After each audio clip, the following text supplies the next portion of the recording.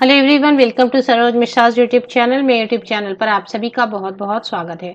केंद्रीय विद्यालय में परमानेंट टीचर अगर आप बनना चाहते हैं तो इस वीडियो में आपके लिए डिस्कस करेंगे eligibility criteria and age criteria.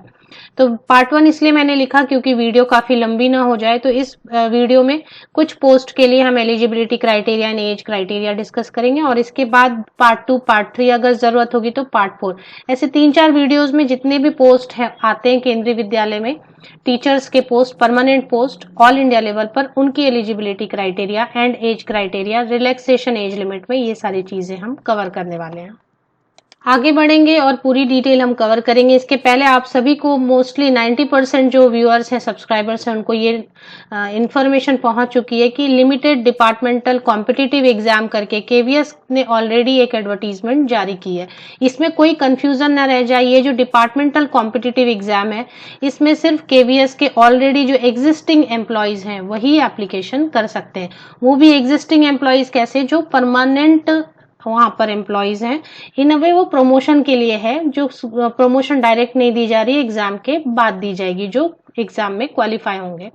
तो ये कोई कंफ्यूजन ना रह जाए कि ये जो डिपार्टमेंटल वाली है किन के लिए। डिपार्टमेंटल वाली फ्रेशर्स के लिए नहीं है, या केवीएस के जो बाहर कहीं काम कर रहे हैं या नहीं कर रहे हैं उनके लिए नहीं है। ये existing KVS employees, permanent employees के लिए है।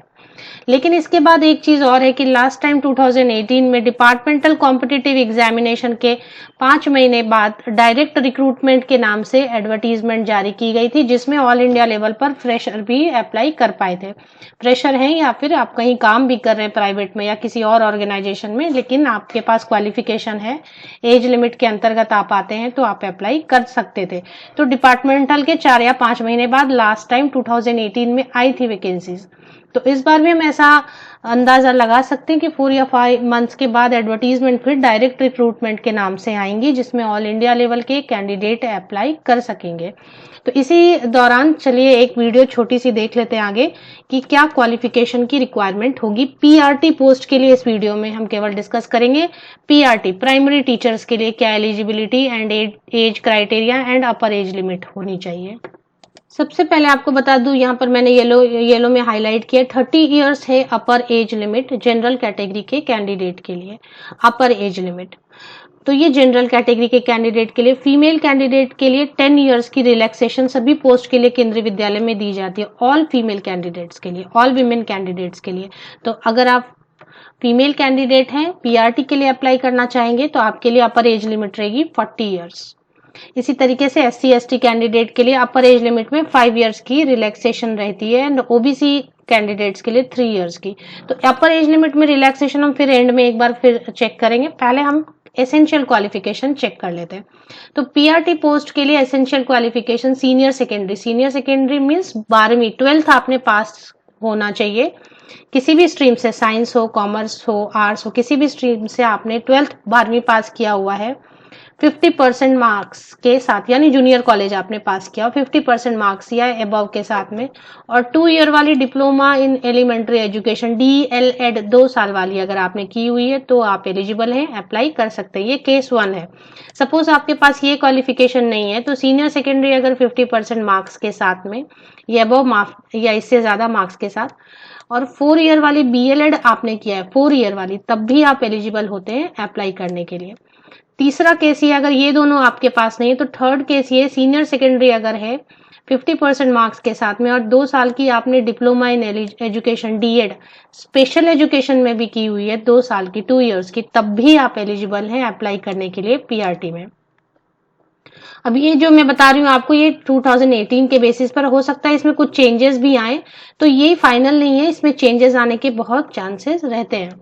हर बार कुछ ना कुछ मॉडिफाई होता है, कुछ चेंज आते हैं, लेकिन मोस्टली ये रहेगा। और हो सकता है और भी अपॉर्चुनिटीज बढ़े और भी इसमें कुछ ऐड किया जाए, तो ये फाइनल नहीं है। ये सिर्फ मैं आपको प्रीवियस जो आया है 2018 में उसके बेसिस पर आपको बता रही हूँ।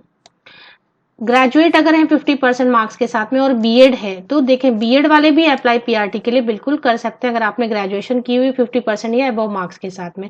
बीएड वालों को सिर्फ क्या करना होता है, एक 6 मंथ्स का ब्रिज कोर्स करना होता है। Within 2 years of such appointment as primary teacher. अगर आपकी अपॉइंटमेंट हो जाती है पीआरटी में तो 2 साल के अंदर अंदर आपको एक 6 मंथ्स की ब्रिज कोर्स करनी होती है। वो मोस्टली सभी करते ही हैं, क्योंकि जॉब हो गई तो जो रिक्वायरमेंट है वो फुलफिल कर लेते हैं। इसके बाद आपको जो है सीटेट 1 होना चाहिए, पेपर 1 क्लियर, सीटेट। अब आपने किसी स्टेट से टेट अगर की है तो वो यहाँ पर नहीं हो पाता है, सीटेट होना चाहिए क्वालिफायर पेपर 1 पीआरटी के लिए। कंप्यूटर की बेसिक नॉलेज होनी चाहिए, हिंदी एंड इंग्लिश दोनों में आप पढ़ा सके ऐसा होना चाहिए। तो ये है प्राइमरी टीचर के लिए। अब अपर एज लिमिट जैसे 30 इयर्स जनरल कैटेगरी के लिए, और अपर एज लिमिट में रिलैक्सेशन क्या है वो देख लेते हैं। तो अपर एज लिमिट में रिलैक्सेशन ऐसे SC ST कैटेगरी को 5 इयर्स की अपर एज लिमिट में रिलैक्सेशन है। मतलब पीआरटी के लिए अगर 35 इयर्स के भी हैं तो SC ST कैंडिडेट अप्लाई कर सकेंगे। ओबीसी कैंडिडेट को 3 इयर्स की अपर एज लिमिट में रिलैक्सेशन। विमेन ऑल कैटेगरी, किसी भी कैटेगरी के फीमेल कैंडिडेट को 10 इयर्स की अपर एज लिमिट में रिलैक्सेशन पीआरटी के लिए मिलती है। सिर्फ principal and vice principal post के लिए फीमेल कैंडिडेट्स को रिलैक्सेशन अपर एज लिमिट में नहीं दी जाती है। केवीएस के जो ऑलरेडी एम्प्लॉयज हैं उनके लिए कोई एज बार नहीं है। इसके अलावा और भी कुछ कैंडिडेट्स को एज में रिलैक्सेशन दी जाती है, जैसे पीडब्ल्यूबीडी है, तो पीडब्ल्यूबीडी कैंडिडेट्स के लिए मिनिमम जो है 10 इयर्स की रिलैक्सेशन जनरल कैटेगरी के लिए। SC ST के लिए 15 इयर्स की अपर एज लिमिट में रिलैक्सेशन, और इसी तरीके से एक सर्विसमैन अगर है तो वो भी, उनको भी एज में रिलैक्सेशन अपर एज लिमिट में मिलती है। तो ये पार्ट 1 वीडियो है। पार्ट 1 है इसलिए मैंने लिखा कि इस वीडियो में मैंने पीआरटी के लिए जो एलिजिबिलिटी, एज क्राइटेरिया और अपर एज लिमिट में रिलैक्सेशन है वो कवर की। इसी तरीके से पार्ट 2 में टीजीटी या फिर पीजीटी के लिए कवर करेंगे। उसमें सब्जेक्ट कॉम्बिनेशन भी मैं आपको बता दूंगी कि कौन कौन से सब्जेक्ट कॉम्बिनेशन की जरूरत होती है अगर आप टीजीटी के लिए अप्लाई करना चाहते हैं या आप पोस्ट ग्रेजुएट टीचर बनना चाहते हैं तो कौन कौन से क्वालिफिकेशन की जरूरत होती है। तो बेसिकली जब ऑल इंडिया लेवल पर केंद्रीय विद्यालय संगठन से एडवर्टीजमेंट जारी की जाती है तो उसमें उसे डायरेक्ट रिक्रूटमेंट के नाम से बुलाया जाता है, और उसमें प्रिंसिपल की वैकेंसीज होती हैं, वाइस प्रिंसिपल की वैकेंसीज होती हैं।